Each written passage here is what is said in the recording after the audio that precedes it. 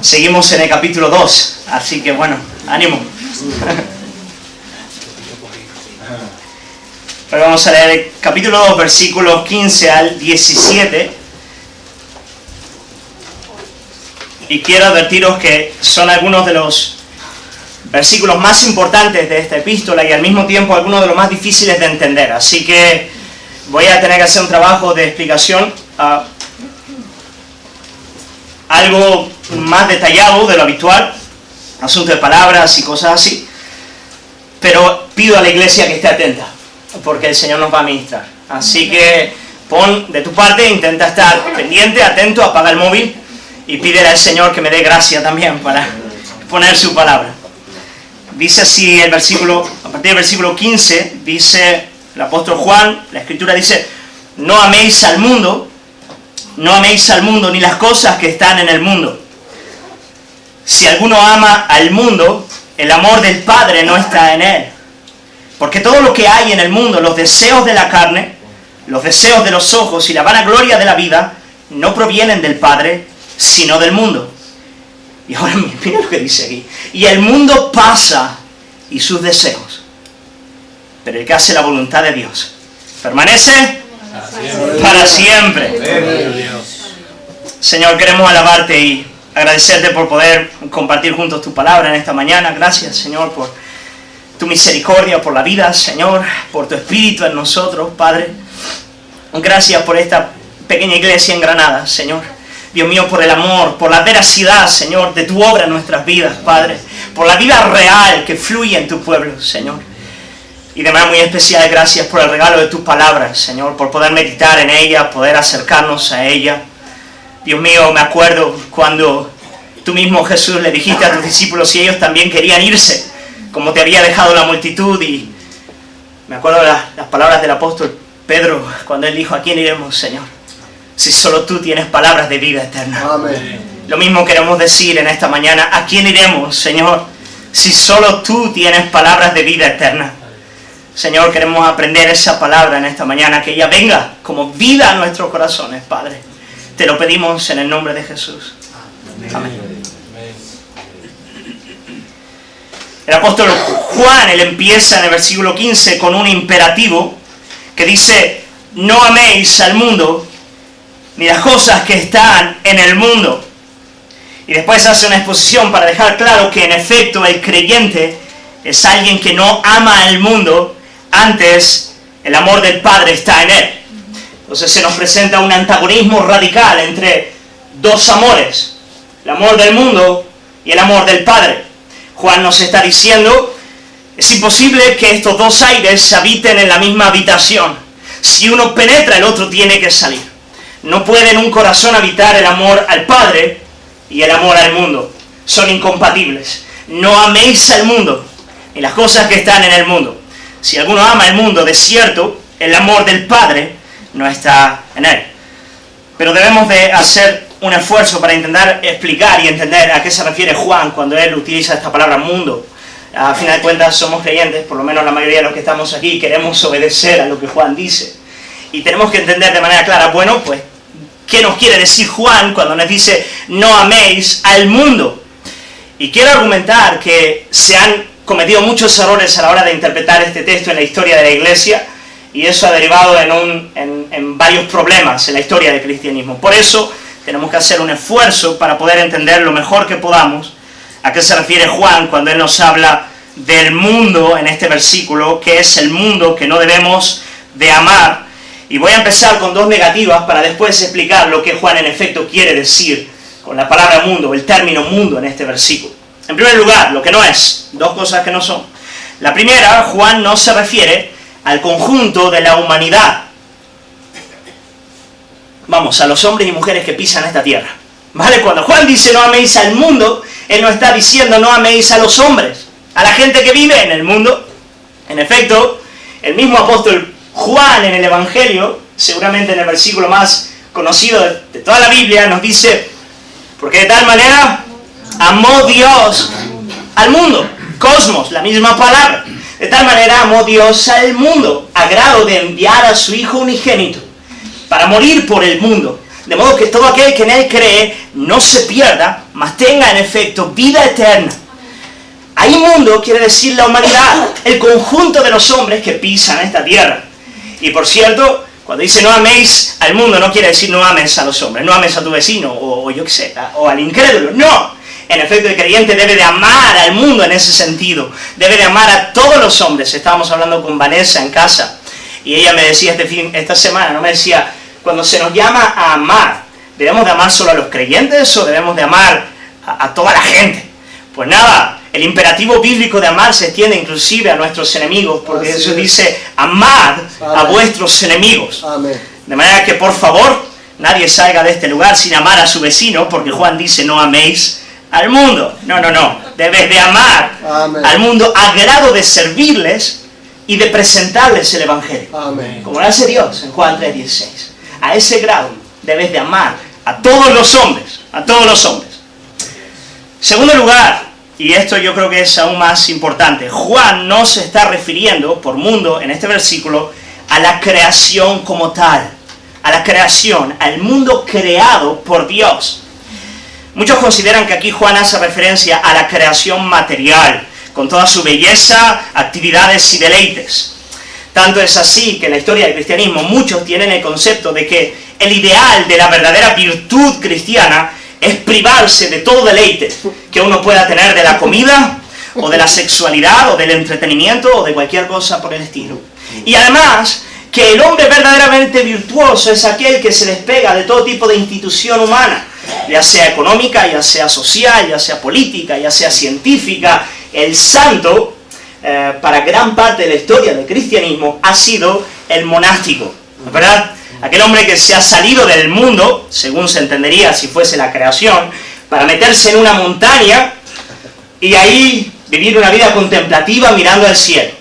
Ahora, el apóstol Pablo en Colosenses dice que si bien ese tipo de vida tiene una apariencia de piedad, dice el apóstol Pablo, ella no es en absoluto eficaz a la hora de mortificar la realidad del pecado en el alma. Amén. El problema del hombre es que tú te vas a la montaña y te llevas el pecado contigo, porque ¿sabes dónde está? Aquí dentro. Así es. Ojalá el mundo fuese eso y tan fácil fuese alcanzar la virtud. Sería fácil. Lo dejas todo y te vas por ahí a intentar vivir una vida separada del mundo en ese sentido. Pero aunque esa ha sido una visión dominante en la historia del cristianismo, por cierto, no es bíblica. Amén.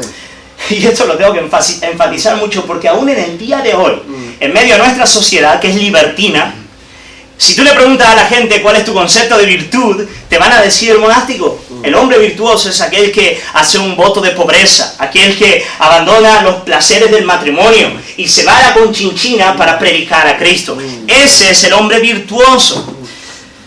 Pero ¿sabéis? Esa no es una visión bíblica. Amén. Es verdad que Jesús no tenía esposa, tampoco lo tenía el apóstol Pablo, pero Pedro sí. Y también Bernabé tenían esposa. Amén. Así que, y eran tan virtuosos en el sentido como Pablo, Así es. no como Jesús, claro. Bueno, ahí ya... Pues nada, tú te preguntas entonces si no es bíblico, ¿de dónde narices la iglesia ha sacado esa idea del concepto de mundo? Pues nada, lo ha sacado de la filosofía griega, los escolásticos del tiempo del medioevo, especialmente de Platón, lo que se llama el dualismo, que enseña básicamente que la materia es mala. La materia es mala y el espíritu es bueno. De manera que lo que el hombre tiene que hacer para purgarse de su mal es huir de todo lo material y alcanzar esa esfera virtuosa del espíritu. Eso hoy en día es fuerte, ¿eh? Lo predica la nueva era, lo predican distintas formas de evangelicalismo, de iglesia evangélica, y lo predica también en cierta manera el budismo. Es verdad, está incrustada esa idea de que el problema del hombre es su constitución física, son los placeres de su cuerpo, ahí es donde la corrupción habita, y pensando en Platón, lo que tenemos que hacer es alcanzar la razón, la esfera de la razón, del espíritu que domine esos placeres inferiores, bajos, que están en el cuerpo, en la carne, que es mala, mala, mala. Eso es lo que buscan los monásticos, pero si yo os dijera que la Biblia no enseña absolutamente nada de eso, fliparía ya colores, ¿que sí? Pues nada, eso es lo que la Biblia dice. Nada de eso enseña la Biblia. Nada de eso. En efecto, la Biblia le otorga un valor extraordinario al mundo material, a la creación de Dios.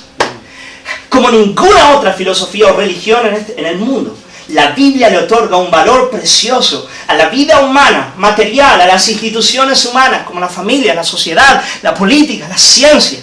Todo creado por Dios, aleluya, para su gloria. Aleluya. Génesis capítulo 1 empieza con Dios creando el mundo material. Sí, con papilas gustativas, con frutas para que te las comas y des gloria al Señor. Con la sexualidad humana, para que pueda ser disfrutada tal y cual Dios la ha ordenado. Dios creó la materia. Y el tiempo entero en Génesis capítulo 1 se nos dice que Dios daba testimonio de la creación diciendo: esto es bueno, esto es bueno, esto es bueno, esto es bueno, esto es bueno, esto es muy bueno. Sí, el cuerpo es bueno, hermano. Sí, la comida es buena. Los que estuvieron en Día de Acción de Gracias pueden dar gloria al Señor.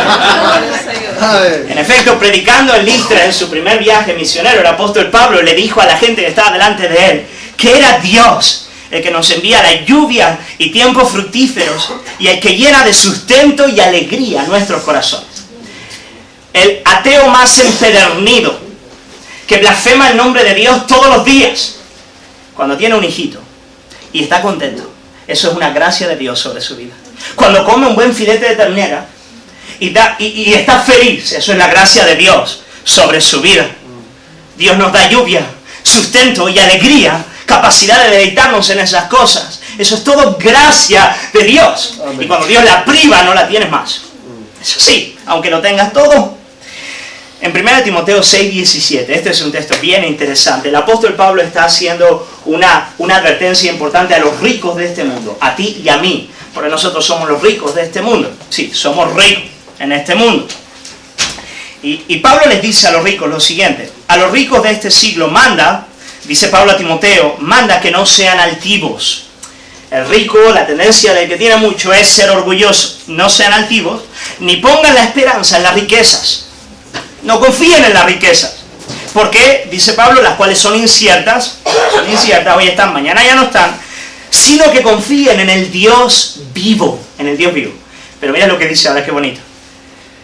Que nos da todas las cosas en abundancia para que las disfrutemos. Amén. ¿A qué bonito? Que nos da todas las cosas en abundancia para que las disfrutemos. O sea, tienes que disfrutar las cosas que Dios te da. Cuando estoy en mi casa, de verdad, yo doy gloria al Señor. Por tener un techo, de verdad, por tener comida, por tener una esposa, por tener hijos. Todo eso es gracia de Dios, gracia de Dios. Pero además la Biblia no solo nos enseña que Dios creó la materia y el mundo, las instituciones, la familia, la política, la ciencia, todo fue creado por Dios, sino que Génesis capítulo 3 nos enseña claramente que el mal, lejos de estar en la materia, está principalmente en la dimensión del alma, del espíritu. La caída no es un asunto material. No es que de repente le dio un dolor de cabeza a Eva, le dio un tipo de patología extraña. No, hoy si la psicología fuese analizar a Eva dirían, pues mira, aquí tenemos un problema de bipolaridad. La pobre ha quedado deprimida y eso es lo que la llevó a pecar. Si en Génesis capítulo 3 hubiesen tenido pastillitas, solucionaban el problema.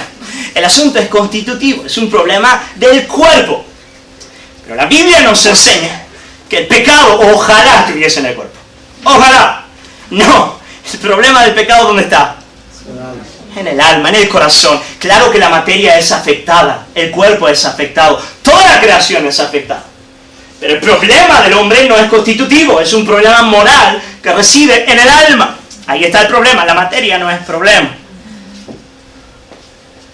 Ahora, si yo te animase a ir a un lugar en la Biblia donde la materia y la creación física es exaltada hasta lo sumo, ¿a qué lugar irías?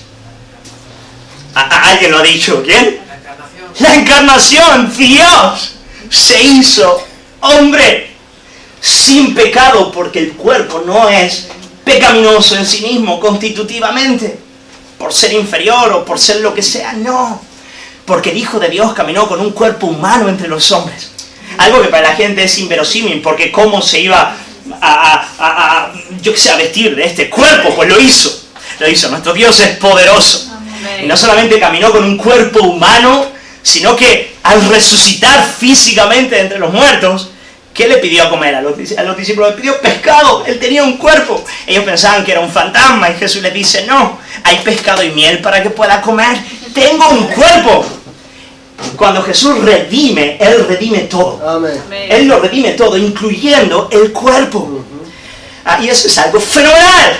Porque ¿quién no ama su cuerpo? Eres un mentiroso si dices que no amas tu cuerpo.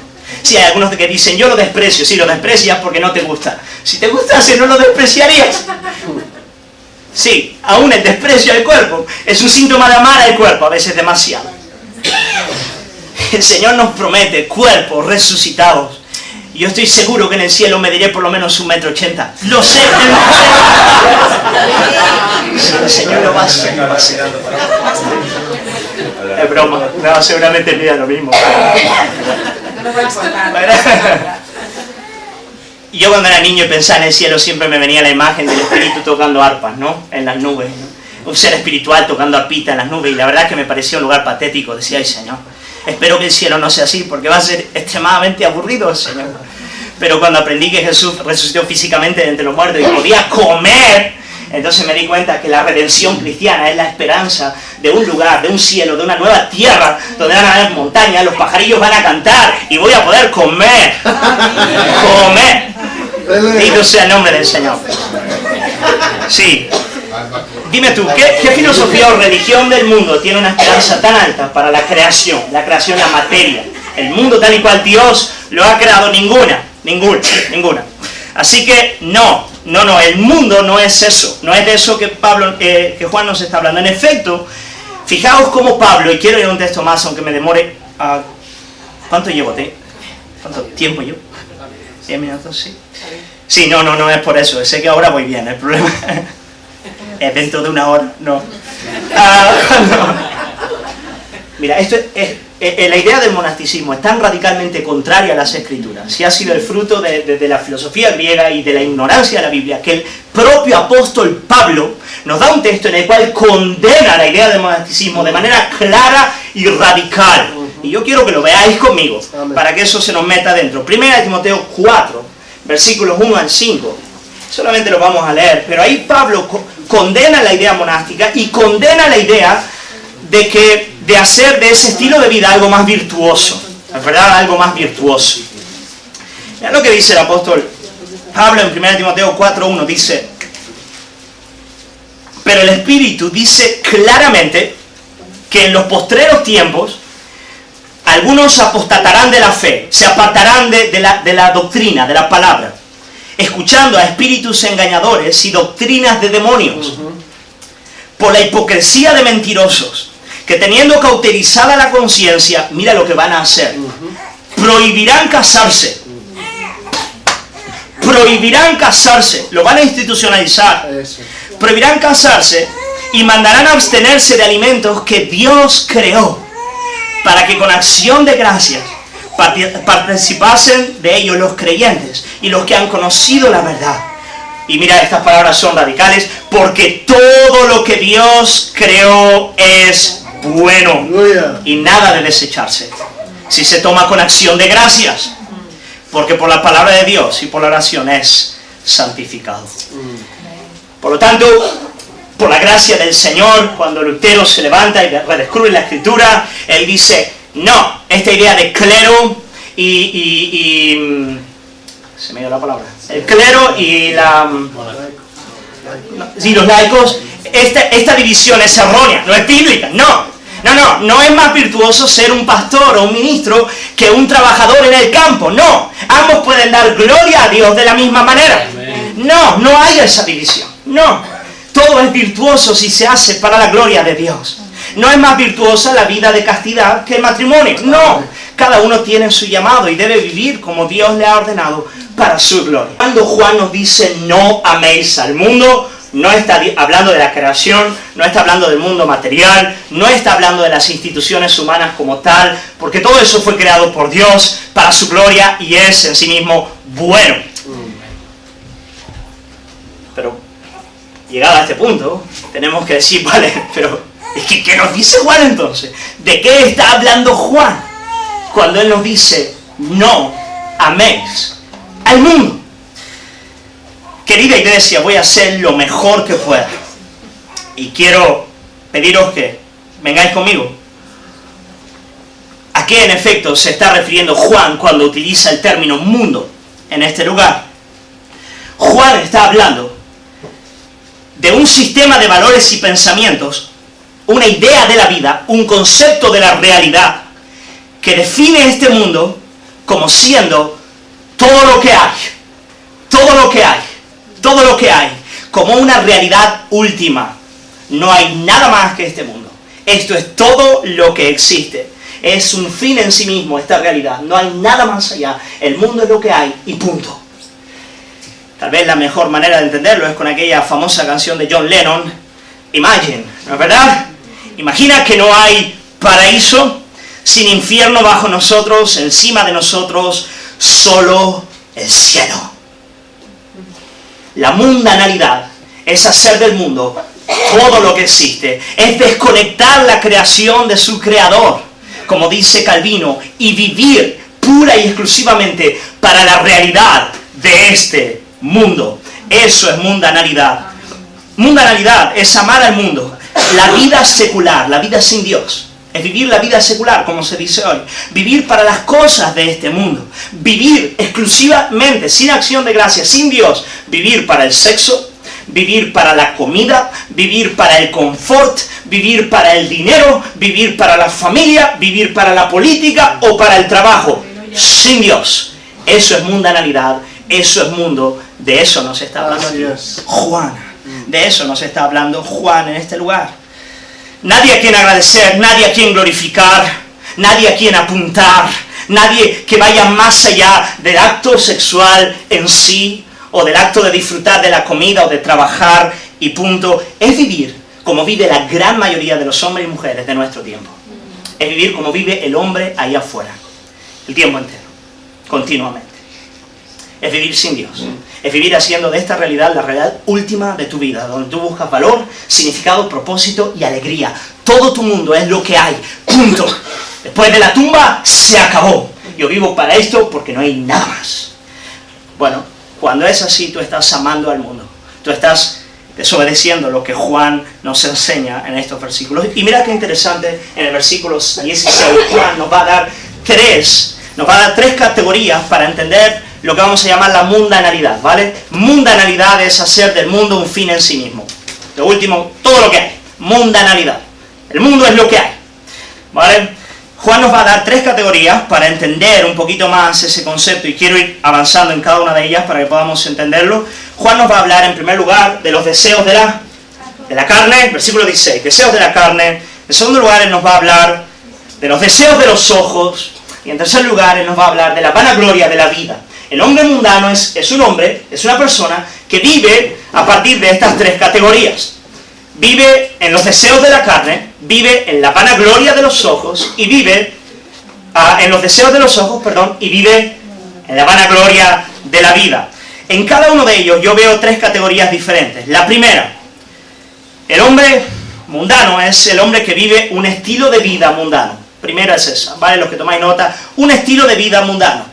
El segundo es una persona que tiene sueños y ambiciones mundanas. Y el tercero es una persona que tiene motivaciones mundanas. Esas son las tres categorías. Primero, un estilo de vida. Segundo, sueños y ambiciones.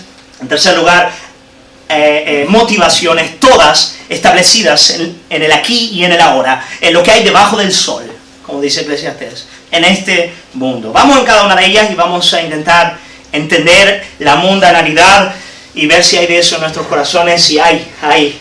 Tristemente hay mucho de esto en nuestros corazones. Tenemos que pedirle al Señor que nos dé gracia para verlo y combatir esta realidad. En primer lugar, un estilo de vida mundano, o lo que Juan llama los deseos de la carne. Un estilo de vida mundano, lo que Juan llama los deseos de la carne. Esta palabrita, que se traduce en la Reina Valera por deseos, es una palabra griega muy, muy importante, que tiene la connotación de deseos desordenados, ¿vale? La palabra griega es episumia, a veces se traduce como concupiscencia, pero concupiscencia no nos ayuda de nada, porque al final de cuentas, ¿qué narices es concupiscencia? ¿No? Pues nada, son deseos desordenados. Por cierto, siempre me acuerdo del pastor Israel una vez que contó que una hermanita de la iglesia oró por él y le dijo, Señor, dale a mi pastor concupiscencia. Creo que ella leyó esa palabra en la Biblia y dijo, es muy bonita, yo la voy a hacer. Sin darse cuenta que estaba pidiendo que su hermano tuviese deseos desordenados. Israel le decía, te reprendo, ¿no? No necesito que oren por eso. Es importante entender que se nos está hablando de deseos desordenados porque los deseos en sí no son malos. Es algo que Dios nos ha dado para nuestra alegría y su gloria. El deseo no es malo. Juan nos está hablando de un deseo desordenado. De un deseo desordenado. Y por carne, aquí entiéndase cuerpo. Los deseos desordenados del cuerpo. Esa es una buena traducción. El que anda, el hombre mundano, es alguien que vive regido por los deseos desordenados de su cuerpo, ¿vale? No está hablando aquí de la naturaleza pecaminosa como tal, no, del cuerpo mismo, las necesidades del cuerpo. De eso nos está hablando. Y lo que Juan nos dice aquí, los deseos desordenados del cuerpo, lo que él nos dice es que la primera característica del hombre mundano, voy a usar esa palabra, que suena rara, pero la entendéis ahora, es que esta persona vive exclusivamente para la satisfacción de los apetitos del cuerpo. Vive la vida animal. Vive la vida del animal. O sea, vive para comer, vive para la sexualidad, vive para el confort, vive para el sueño. Su vida gira alrededor de esas cosas. Eso es todo lo que hay. Eso es todo lo que vive. Hermanos, tenemos que comer. Claro que sí. Como dije antes, Dios nos dio la comida para nuestra alegría. Tenemos que comer para vivir, pero no tenemos que vivir para comer. Ahora, ¿cuántos desórdenes alimenticios hay en nuestra generación a causa de vivir para comer? O sea, hermanos, la vida sibarita hoy en día en los restaurantes, en la comida, en la culinaria, es brutal. La gente puede pasar la vida pensando en qué especia ponerle al asado para que quede mejor. Y no saben que un buen chuletón se hace solo con sal. No. Eso era una broma. Sí. Perdón. Es absurdo, pero es triste. Hay gente que vive alrededor de la comida. Vive su vida alrededor de la comida. Todos necesitamos casa, ropa, un abrigo, ¿no es verdad? Un lugar, un techo. Pero hermanos, yo tengo... Esto se está grabando, pero no voy a decir quién es. Tengo un vecino delante mío que vive arreglando su casa, hermano. Vive para la casa. Es increíble. Siempre hay escombros, siempre hay obras, siempre hay transformación. El hombre se pasa la vida manteniendo una casa limpia, arreglada, ordenada. Hermano, qué esclavitud, qué horror. ¿Quién le gustaría vivir en esa casa? Por favor. Yo quiero vivir en una casa sucia. No del todo sucia, pero sí algo sucia. Sí, donde haya vida. No vivo para mi casa, pero mi casa está ahí, es un buen lugar. Sí, una gracia de Dios. Bueno, ¿y qué decir de la sexualidad, no es verdad? Madre mía. Ya cuando entramos al tema del sexo, entonces, nuestra sociedad es enferma de sexo. Hay un problema grave aquí. El sexo es algo muy bonito que Dios nos ha dado. Desde luego se entiende que para el hedonista, el que busca el placer, el sexo sea lo más, porque desde luego es lo más bonito que Dios nos ha dado en ese sentido. Pero hermanos, la nuestra es una sociedad enferma. Te van a vender galletitas en la calle y te ponen a una mujer medio desnuda. No, en la propaganda, ¿no es verdad? Te vendan lo que te vendan, te van a presentar algo sexual. Es increíble. Me acuerdo una historia que contaba C.S. Lewis. Él decía, imagínate, dice que tú te vas a otro planeta, dice, donde hay toda una civilización, y te llaman a un teatro. Y te ponen en el teatro con 500 personas, y de repente la obra consiste en lo siguiente: entra una persona con una bandeja cubierta. Y tú ves que poco a poco van descubriendo la bandeja, y dentro hay un chuletón asado. Y van descubriendo, y mientras descubren la bandeja con el chuletón asado, la gente está desesperada. Tú verías eso y dirías, y van poco a poco descubriéndolo, y la gente desesperada por el chuletón. Tú dirías, la gente aquí se está muriendo de hambre, ¿no? O sea, esto es grave. ¿Qué le está pasando a esta gente? O sea, pues nuestro planeta, nuestra sociedad es así, con la realidad sexual. Dios nos otorgó el sexo como un acto de intimidad y vulnerabilidad profundos, el más profundo en la tierra. un acto donde tú te unes, donde tú eres vulnerable, donde tú le dices a la otra persona, yo me entrego a ti, tú te entregas a mí. Y Dios nos dio el acto sexual con el propósito de mostrarnos la gloria de aquel día, en el cual estaremos tal y como somos delante de nuestro Padre y de su Hijo, y Él delante de nosotros y nosotros con toda su iglesia, con toda su novia. Y va a ser tal el placer que la relación sexual se va a quedar con una pequeña gotita delante de un océano enorme. Pero cuando tú haces del sexo un fin en sí mismo y buscas la satisfacción en eso para saciar tu alma, es un infierno y una muerte en vida. Jamás, jamás te alcanzará. Voy a hablar de eso más adelante. Y además hay todo tipo de desviaciones cuando dejas de ver el propósito para el cual Dios creó esa cosa hermosa. Y porque el sexo apunta a esa realidad con Dios, Él exige que haya un pacto, que haya un compromiso, el compromiso del matrimonio. De manera que el sexo, para mostrar toda su belleza y placer, debe de hacerse en un compromiso en el cual un hombre y una mujer se dicen el uno al otro, yo soy para ti, tengo un compromiso de por vida contigo, y aunque te pongas malita, y aunque te pongas fea, yo voy a estar contigo, y yo contigo. Ahí, es ahí. Eso es lo que Dios ha creado. Qué triste ver en lo que se ha convertido. El entretenimiento, hermanos, solo por dar uno más.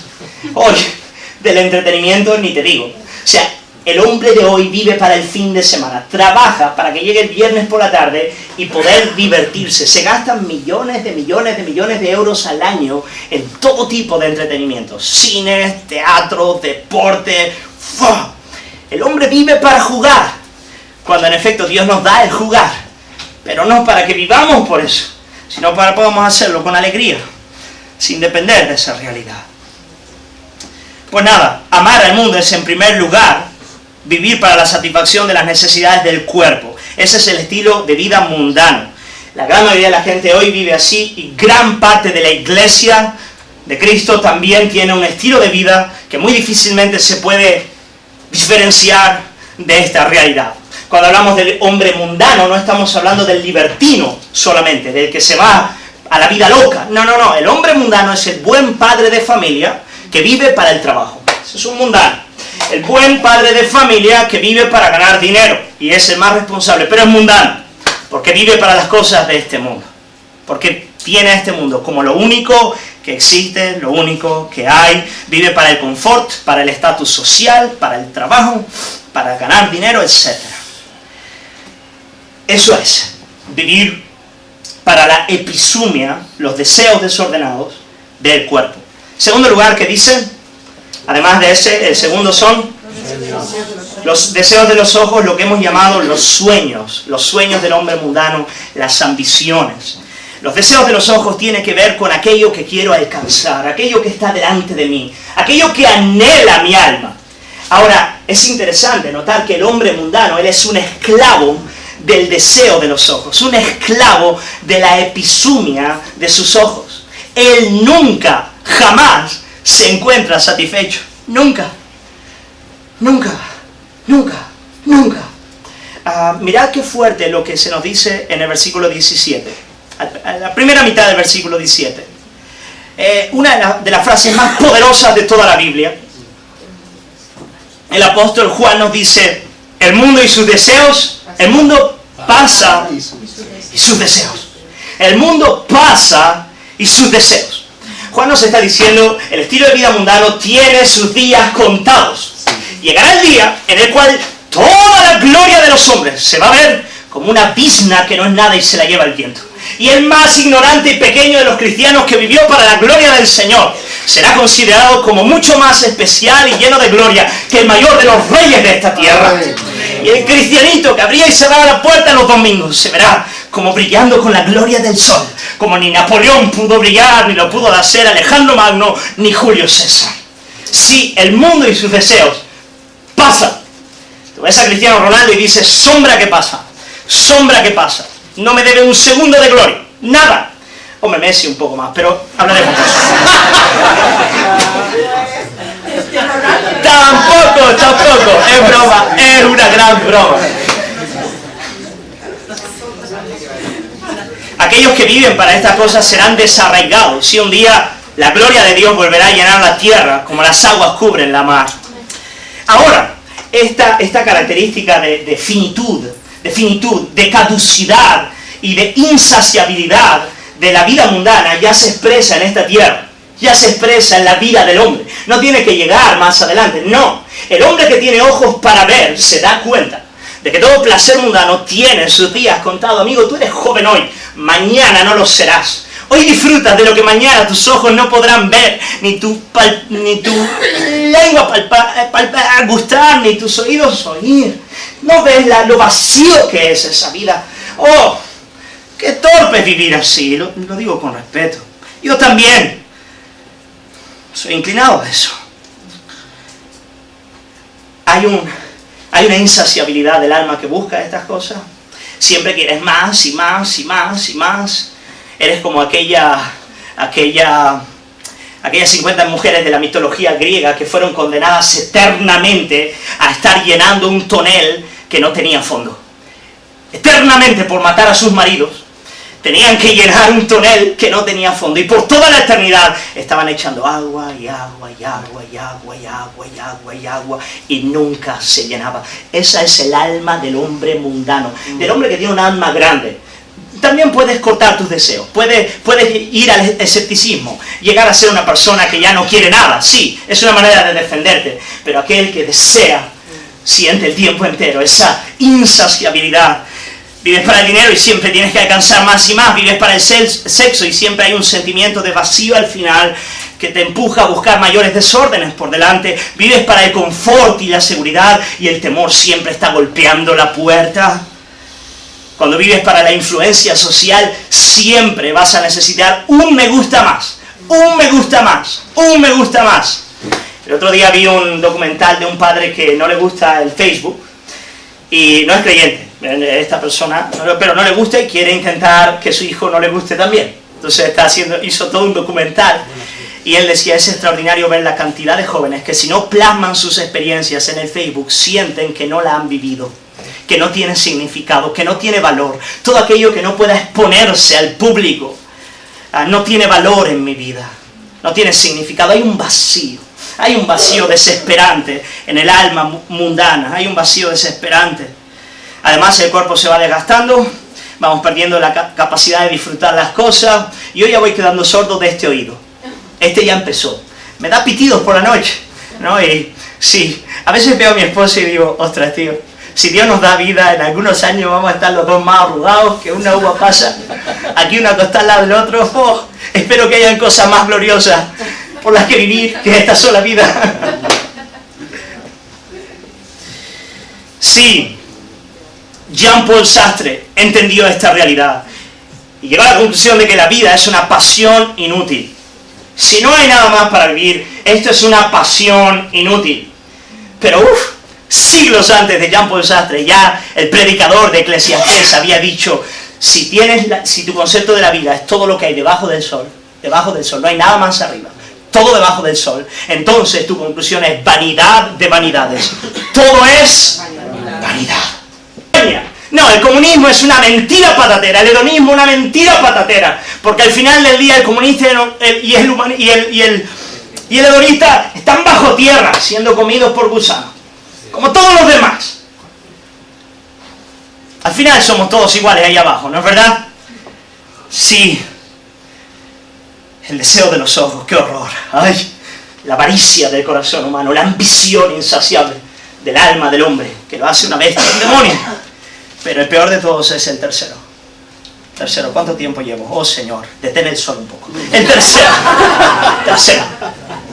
Mira, el tercero nos habla de las motivaciones del hombre mundano, las motivaciones, lo que él desea, lo que él busca. Se nos habla de la vanagloria de la vida. O una traducción que hoy se va a entender más, el orgullo del hombre en esta vida. El orgullo del hombre en esta vida. ¿Sabes? En última instancia, todo hombre sin Dios, todo hombre que se ha desconectado de su Creador, todo hombre que vive para las realidades que están debajo del sol, es un hombre que está buscando gloria, que está buscando establecerse un nombre, que está buscando dar valía a su existencia. Jean-Paul Sartre decía, todos necesitamos un punto en el infinito que nos dé valor. Y como el hombre no lo tiene, el hombre tiene que buscar su valor e identidad, su gloria, su orgullo en las cosas de esta tierra.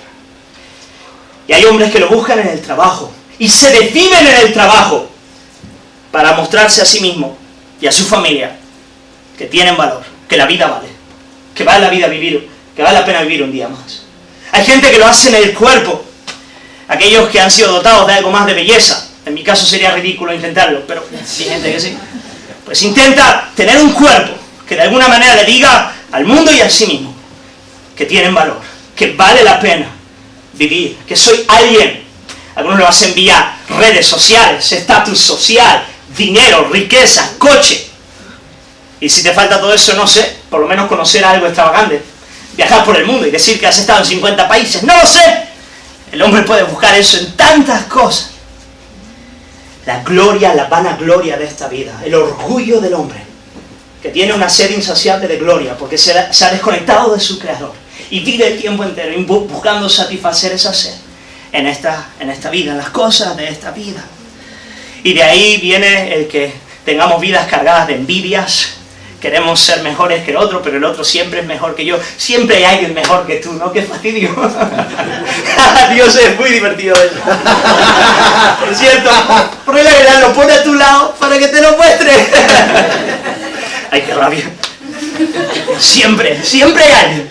No, te va a dar la lata. Sí, es Dios diciéndote, hijo, ese camino es de muerte, eso te va a matar, eso te va a enloquecer, te va a hacer... No has sido creado para eso, eso es ridículo, es vanagloria, eso es torpe, eso es inútil. ¿Acaso buscas gloria de hombres que su aliento se les va a ir mañana y van a ser polvo? ¿Qué sentido tiene? Estás engañado, estás esclavizado. Pero el hombre vive de esa manera, por eso queremos establecer nuestros derechos, por eso despreciamos a los demás, por su raza, por su lugar de nacimiento, por su estatus social, para hacernos un nombre, para buscar nuestra propia gloria. Por eso a veces hasta entramos en el ministerio. Hay gente que entra en el ministerio para poder hacerse un nombre y sentir que tienen valor.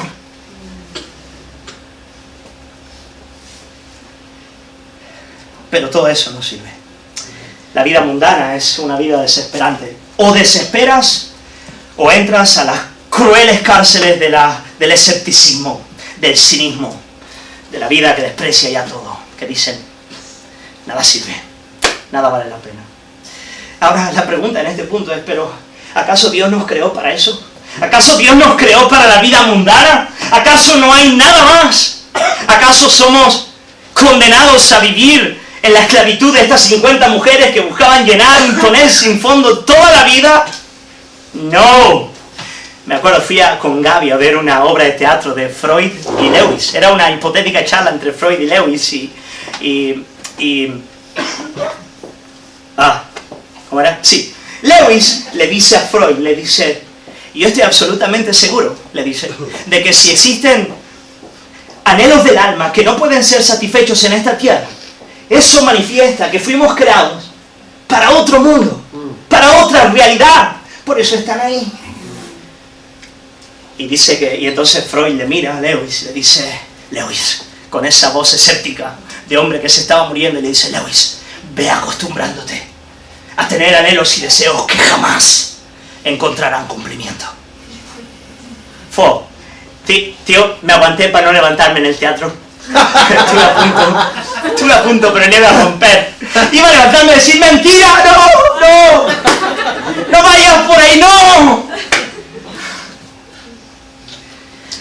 Mirad lo que dice el versículo 16.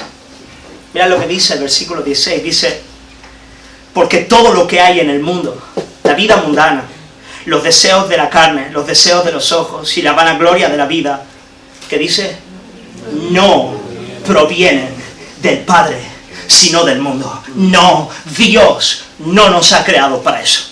Dios no nos ha creado para estar insaciados, para vivir esa vida miserable. No, para vernos al espejo todos los días diciendo, no tengo la gloria que debería de tener. Dios no nos creó para eso. Dios nos creó para otra clase de vida. Somos llamados a algo mucho mayor. Mucho mayor. El apóstol Pablo en Efesios 2 nos dice que la corriente de este siglo, de este mundo, está gobernada por el diablo, quien engaña a los hombres y les hace vivir esa vida patética que viven. Pero Dios nos ha creado para lo que el apóstol Juan llama el amor ¿de quién? Del Padre. El amor del Padre. Hay un amor superior, hay un amor mayor, que es el amor del Padre, el amor de Dios. En el versículo 15 se nos dice, no améis al mundo ni las cosas que están en el mundo. Si alguno ama al mundo, el amor del Padre no está en él. La pregunta clave de este sermón es, ¿cómo puedo ser yo librado de la vida mundana? Esa es la gran pregunta, porque hay mucha gente en este lugar, en el día de hoy, que está viviendo de esa manera. Y hoy todavía tienen esperanza. Hoy todavía están en este lugar. Tienen algunos sueños y ambiciones que les hacen avanzar, pero son de papel, mañana no estarán. Mañana se te va a quitar aquello en lo que buscabas tu gloria y no te dabas cuenta y te vas a encontrar completamente desesperado. Escúchame, tal vez hoy no lo estás, mañana lo estarás. Pero quiero decirte en el nombre del Señor y que te lo lleves contigo, hay un amor superior, hay un lugar más alto, hay un lugar por el cual vale la pena vivir y es el amor del Padre. La pregunta es, ¿cómo puedo ser librado de la vida mundana, de ese amor a cosas menores? Pues nada, solamente cuando irrumpe, ¿qué? El amor del Padre. Mira, es interesante porque tú le puedes decir al hombre que está en la pornografía, eso no te satisface. Pero él no la va a soltar hasta que no vea que hay algo superior. Porque eso es todo lo que hay. Yo no voy a soltar eso. Pero Juan nos dice, hay algo superior. Y cuando el amor de Cristo, cuando el amor del Padre llena tu alma, amén, tú le dices a la porra, amén, yo no quiero eso más. A mí me da igual cuántos me gustan, me ponen. Si yo estoy lleno del amor del Padre, aleluya, a mí me da igual que esta relación se rompa. Yo estoy lleno del amor del Padre. He perdido el trabajo, claro que estoy triste, tendré que buscar otro, pero estoy lleno del amor del Padre. No voy a saltar de lo que no, estoy lleno del amor del Padre. He pillado unos kilitos y tal vez ya no me veo tan guapo, guapa como antes, pero estoy llena del amor del Padre. Ese fue un chiste que salió así sin querer. El amor del Padre. Da igual. Da igual. Iglesia, sabes, gran parte de tu miseria, de tus tristezas, de tu depresión, de tus angustias, de tu insatisfacción se debe a pura y cruda mundanalidad. A que aun cuando tú dices conocer a Cristo y no estás lleno del amor del Padre. No estás lleno del amor del Padre. Entonces estas otras cosas te están sugando la vida, te están amargando el alma. Y el Señor hoy te dice, hay un amor superior. Hay un lugar al que puedes acudir. Y ya terminando, quiero solamente responder, bueno, ¿cómo vive una persona llena del amor del Padre? ¿Cómo vive en esta vida una persona llena del amor del Padre? Por ejemplo, ¿cómo usa su dinero alguien que está lleno del amor del Padre? Bueno, quiero volver a aquel texto que vimos al principio, en 1 de Timoteo 6, 17, cuando Pablo le dice a Timoteo, le da aquella advertencia a los ricos. Quiero volver a ese texto para que veamos cómo vive, cómo usa su dinero, por ejemplo, una persona llena del amor del Padre. Mira lo que dice 1 de Timoteo 6, 17. Dice, 6, 17 al 19. Dice,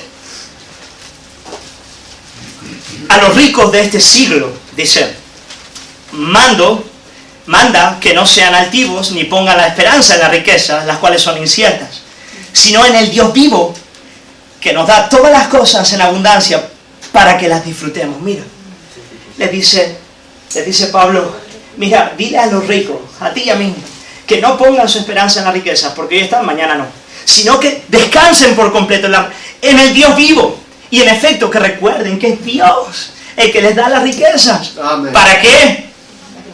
Para que las disfruten. Amén. La pregunta es, ¿cómo disfruta de las riquezas un hombre lleno del amor del Padre? Amén. ¿Cómo disfruta de las riquezas un hombre lleno del amor del Padre? Aleluya. Vamos a seguir leyendo el texto. En el versículo 18 dice, que hagan bien, que sean ricos en buenas obras, dadivoso, generoso, atesorando para sí buen fundamento para lo porvenir, que echen mano de la vida eterna. Amén. Aleluya. El hombre lleno del amor de Dios va a ser dadivoso. no tiene que sostenerse en esa vida. Ya no están, no tiene que descansar en esa realidad, es pasajera. Ahí no está su vida. Él es generoso en buenas obras, Él da. De modo que, y ahora voy a citar a Keller, él dice, si tú estás viviendo, gastando todo el dinero en ti mismo, tú eres un mundano. El hombre que está lleno del amor del Padre es un hombre que se deleita, que encuentra su disfrute en dar. El que ama al Padre disfruta de una buena comida. Yo la disfruté el viernes. Pero también tiene la necesidad de ayunar y decirle al Padre, tú eres más precioso para mí que la comida, Señor.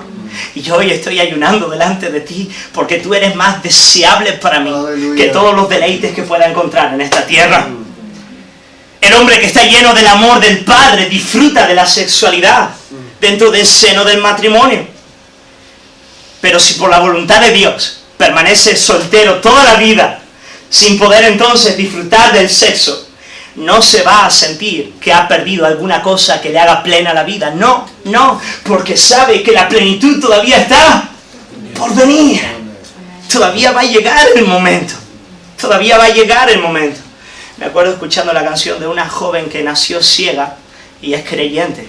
Y en uno de sus cantos de alabanza, ella cantaba y decía, la letra iba más o menos como sigue. Ella decía, me duele ser ciega, Señor, y esta es una realidad difícil para mí, pero al mismo tiempo pienso, cuán más bello para mí será el pensar que lo primero que voy a ver con mis ojos es tu rostro.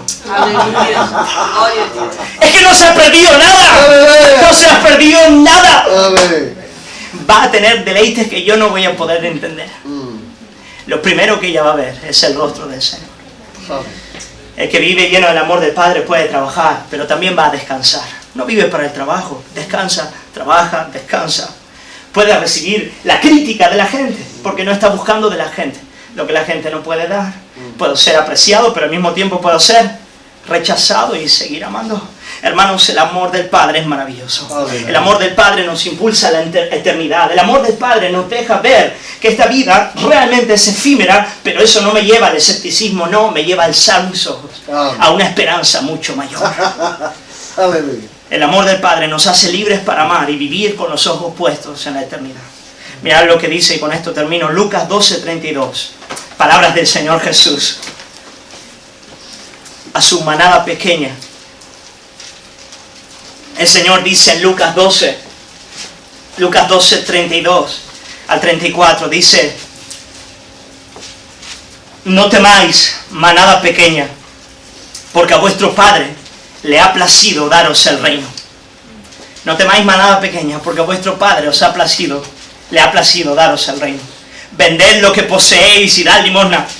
Haceos bolsas que no se envejezcan, tesoros en los cielos que no se agoten, donde ladrón no llega ni polilla destruye, porque donde esté vuestro tesoro, allí estará también vuestro corazón. Amén. Amor al mundo, no. Amor al Padre. El creyente es un peregrino que vive esperando esa morada y amando a su Padre. Amén. Quiero animarte a orar y vamos a pedir al Señor que nos llene de ese amor, que nos llene del amor del Padre, que nos llene como iglesia de ese amor precioso. Padre, no hay nada más bonito que la Biblia, nada más bonito que la esperanza cristiana, nada más bonito, Señor, que pensar que tú resucitaste de entre los muertos, Jesús, para darnos esa esperanza viva y alzar nuestros ojos. Tal vez hay gente en este lugar, Señor, que está viviendo vidas muy miserables, que ya están experimentando, Señor, esa cruda realidad de que el mundo pasa y sus deseos. Tal vez, Señor, algunos están entrando ya a la ira, al escepticismo, están entrando a mutilar su propia alma para intentar sobrevivir. Señor, yo quiero pedirte que la esperanza que hay en Cristo, la esperanza del amor del Padre, pueda elevar sus ojos, elevar sus corazones. Amén. Señor, que ellos no entren, Señor, a esas cuevas, Padre, que puedan levantarse, Señor, y mirar que hay un amor extraordinario, un amor de sangre, un amor que viene a nuestro encuentro y nos llena de esa gloria que un día perdimos. Señor, que ese amor pueda llenar el corazón de mi hermano, hermana en este lugar. Y quiero pedirte perdón, Padre, porque como creyente tantas veces vivo una vida mundana, Señor. Y pongo el confort, pongo, Señor, el aprecio de los hombres en un lugar que no le corresponde. Yo quiero pedirte, iglesia, para mi hermano, la iglesia de las naciones, en mi propia vida, Señor, que podamos a cada día tener una experiencia mayor y más profunda con el amor del Padre, Señor. Que ese amor, que la anchura, la profundidad, la grandeza de ese amor, Señor, pueda irrumpir en nuestros corazones a cada día más. Padre, gracias por tu palabra. Oramos en el nombre de Jesús.